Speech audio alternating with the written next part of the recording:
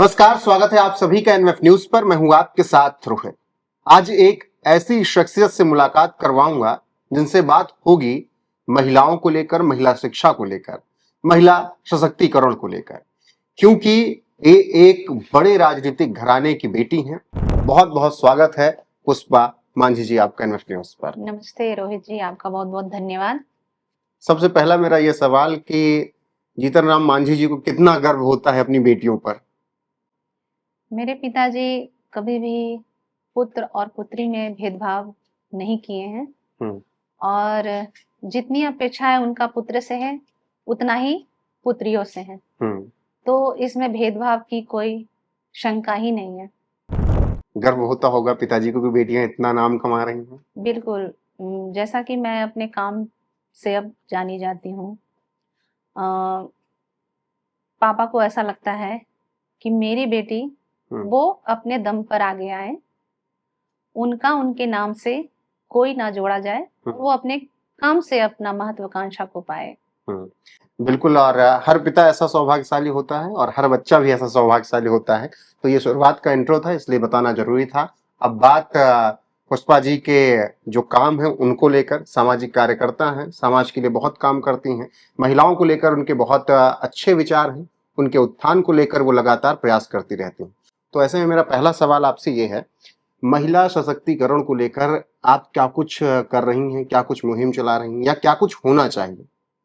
सबसे पहले तो मैं जो काम कर रही हूँ वो महिलाओं को लेकर के है, महिलाओं के साथ साथ उन महादलित टोलों की महिलाओं के लिए है जो बिल्कुल भी अनभिज्ञ हैं, हमारे जो मुख्यधारा है, हमारे सामाजिक मुख्यधारा है, उनसे बिल्कुल दूर है।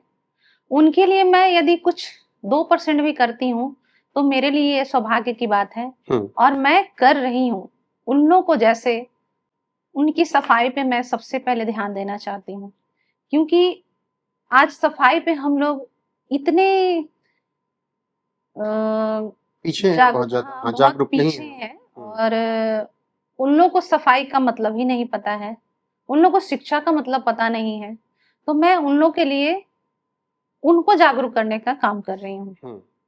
किस तरीके से, मतलब आप ये काम कर रही हैं? मतलब बहुत मेहनत लग रही, क्योंकि जिस तरीके से हम बिहार गए, आप लोगों के क्षेत्र में भी गए, तो एक जिस तरीके का पिछड़ापन है वो ये नहीं कह सकते हैं कि आप वो गलत है, लेकिन बहुत मेहनत वहां पर लगेगी काम करने में। मेहनत तो लगेगी क्योंकि उनकी जो मानसिकता हो गई है ना, वो मांगने की हो गई है। यदि आप किसी चीज को, किसी सामान को यदि वहां पे ले जाते हो तो वो उनका डिमांड बढ़ जाता है। मैं साबुन यदि उनको देती हूँ तो वो कहेंगे टॉवल क्यों नहीं दिए। मैं पानी की बात करती हूँ, कुछ अच्छे यदि कुछ अच्छा सामान ले जाने की बात करती हूँ तो वो सामान कुछ और की डिमांड करने लगते हैं। तो सबसे पहले मुझे लगता है कि उनकी जो मांगने की प्रवृत्ति है उसको हटाया जाए। मानसिक रूप से पहले उनको सबल बनाना है। वो समझे कि वो मांग के जीने वाले नहीं हैं। वो जितना कमाती हैं, जितने काम करते हैं उन लोग, उसी में उनकी जो उपयोगिता के सामानें हैं वो उसको कैसे यूज कर सकती हैं, उसमें उनको चेतना भरने की आवश्यकता है। महिलाओं की शिक्षा और रोजगार के अवसर को कैसे बढ़ाया जा सकता है? महिलाओं की शिक्षा सबसे सर्वोपरि है और यदि महिलाएं शिक्षित नहीं है तो हमारा समाज शिक्षित नहीं हो सकता है। हम जिस गंदगी में हमारी महादलित महिलाएं जो भटक रही हैं, वो मजूरी करती हैं और चुपचाप घर में आती हैं, चूल्हे पे खाना बनाती हैं और सो जाती हैं। वो शिक्षा का महत्व जानती ही नहीं है और उसी रूप में वो अपने बच्चे को भी लाती हैं। वो चाहती हैं कि 2 जून का रोटी मिले, बच्चे खाएं, बस उनका पेट भरे और वो सो जाए। तो सबसे पहले जागरूकता तो हमें उन महिलाओं के बीच में ही लाना है कि यदि शिक्षा है तभी वो आगे बढ़ सकती हैं। वो मजूरी वाला जो है उनका मानसिकता, उससे हट करके वो आगे बढ़े। बिल्कुल। तो आप किस तरीके से महिलाओं को सशक्तिकरण की तरफ ले जा रही हैं? बिल्कुल, जैसे मैं इधर पिछले दिन, बहुत सालों से मैं अभी तक मैं हजारों गांवों में इस तरह से जा चुकी हूँ और वहां की महिलाओं को मैं बहुत अच्छे से समझाती हूँ और एक बार में समझ में उनको नहीं आता है, उनको बार बार समझाना पड़ता है। तो यदि मैं 100 महिलाओं में 10 महिला को समझा पाती हूँ तो 10 महिलाएं समझ जाती हैं। जैसे कि मैं कहानी एक बताना चाहती हूँ। जी। अभी मैं हाल ही में गई थी गया के एक गांव में जहाँ पे महादलित टोले हैं। वहां पर की महिला का एक समस्या था कि आप मैडम आती हैं और बोलती हैं कि मेरा बच्चा स्कूल जाए, लेकिन आप मुझे स्कूल भेजती हैं? जबकि मेरा वहाँ जब भी मैं स्कूल जाती हूँ तो वहाँ के जो प्रधानाध्यापक हैं वो इसका एडमिशन लेते ही नहीं। ऐसा क्यों? ऐसा इसलिए कि बच्चे गंदे हैं, बच्चे महादलित से आते हैं, तो उनकी मानसिकता को तो हम बदल नहीं सकते हैं। वो प्रधानाचार्य हैं, ठीक है, उनके लिए हम कुछ आगे की कार्रवाई कर सकते हैं। लेकिन मैंने महिला को समझाया कि आप 1 दिन जाओ, 2 दिन जाओ, 3 दिन जाओ, एक ग्रुप में जाओ, वो कैसे नहीं एडमिशन लेंगे, उसके बाद बताना कि वो एडमिशन नहीं ले रहे हैं। यदि नहीं ले रहे हैं तो मैं इसके लिए भी आपका सहयोग करूंगी और हर स्थिति में सहयोग करूंगी। उसके बाद वो तैयार हुई कि हाँ मैं जाऊंगी, और उन्हें एडमिशन करवाया। तो इस तरह का सिर्फ एक उदाहरण मैं पेश कर रही हूँ। कहीं न कहीं ये गंदगी और जो शिक्षा का जो सर्वथा अभाव है, हमारे महादलित समाज को या फिर नीचे तबके के लोगों को आगे बढ़ने नहीं दे रहे हैं। अभी तक जो प्रयास हुए हैं आपको लग रहे हैं वो काफी हैं कि और प्रयास होने चाहिए? ये तो प्रयास का कुछ छोटा-सा हिस्सा है। मैं तो उनके लिए कुछ भी नहीं कर पाई हूँ। मैं चाहती हूँ कि इन लोगों के लिए बहुत कुछ करूँ। तो आप क्या मानती हैं कि सरकार या गैर सरकारी संगठन जो हैं, उन्हें भी इस तरफ आना चाहिए, महादलित समुदाय को लेकर काम करना चाहिए? मेरा मानना ये है, मेरा व्यक्तिगत मानना है कि जितने भी संस्थाएँ, जितने भी सरकारी मुहिम चलाई जा रही हैं, तो वो कागजी तौर पे बिल्कुल सही है।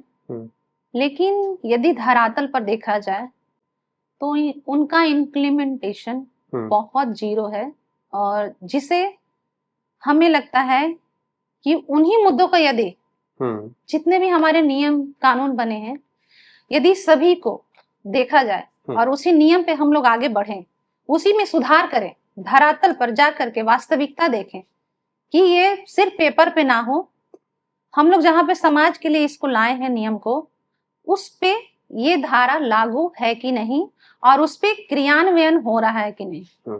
अभी तक आपने ऐसे कितने परिवारों का या कितने महिलाओं का जीवन बदला होगा? मुझे लगता है कि मैं ज्यादा नहीं, 2000 के आसपास की ऐसी महिलाओं हूँ जिनको मैं मुख्यधारा से जोड़ चुकी हूँ। क्या क्या परेशानियां होती हैं उस विशेष क्षेत्र में? यदि आप कहीं भी जाओगे तो सबसे पहले तो गली मोहल्लों में गंदगियां नजर आने वाली हैं। सबका रहने का तरीका बिल्कुल निम्न स्तर का कह सकते हैं। आजकल कपड़ों पे ध्यान देने लगे हैं। मैं ये देखी हूँ कि थोड़ा सुधार आया है, लोग साफ सुथरे कपड़े पहनने लगे हैं, लेकिन उनके आसपास का माहौल बिल्कुल गंदा होता है और उनमें समझ नहीं है कि उनके आसपास में कैसा रहा जाए। उन लोगों के बीच में झगड़े, लड़ाई, पानी को लेकर के, घर को लेकर के, जमीन को लेकर, इस तरह का वो सब झगड़े होते रहते हैं। और प्लस आवासन कहीं भी स्थिति मुझे नहीं लग रहा है कि सही है। सब वही टूटे फूटे घरों में रहते हैं। यहाँ तक कि मैं नगर के आसपास भी देखती हूँ कि सारे लोग वैसे ही जगहों पे निवास कर रहे हैं। अच्छा, जब महिला सशक्तिकरण की बात होती है, अगर बिहार से बाहर निकले, उस क्षेत्र से बाहर निकले, तो आजकल छोटे कपड़े महिला सशक्तिकरण के लिए कहा जाता है कि हाँ महिलाएं कुछ भी पहने, तो आपका उस पर विचार क्या होता है? ये मेरा व्यक्तिगत विचार हो सकता है। आधुनिकता को तो अपनाना ही चाहिए, क्योंकि आप आधुनिक दौर में निवास कर रहे हो, तो आधुनिकता आनी चाहिए, लेकिन हमारी संस्कृति को भी नहीं भूलना चाहिए। मैं ठीक है, खुले ख्यालात की लड़कियां हो सकती हैं, लेकिन हमारा भारतीय संस्कृति इस कतई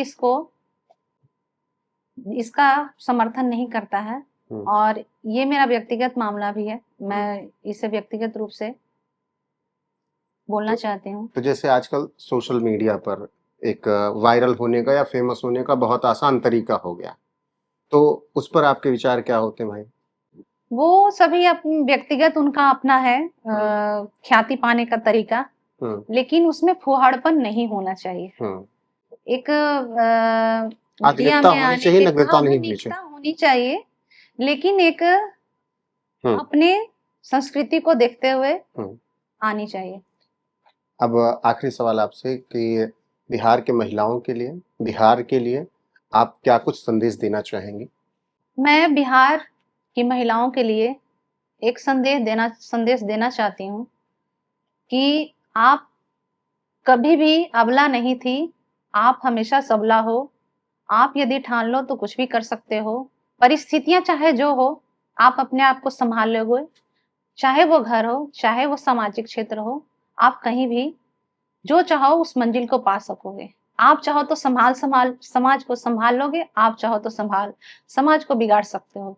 अब आपके हाथ में है कि आपकी संस्कृति, भारतीय संस्कृति को आप कितना सहेज सकते हो। बहुत बहुत शुक्रिया आपका पुष्पा जी हमसे बातचीत करने के लिए। धन्यवाद रोहित जी। बाकी इस बातचीत को सुनने के बाद आपकी राय क्या है, कमेंट सेक्शन में जाकर जरूर बताइएगा। वीडियो को शेयर कीजिएगा, लाइक कीजिएगा, चैनल को सब्सक्राइब करना ना भूलिएगा। पुष्पा जी के विचारों पर आपकी राय क्या है वो भी कमेंट सेक्शन में बताइएगा। बने रहिएगा हमारे साथ। नमस्कार।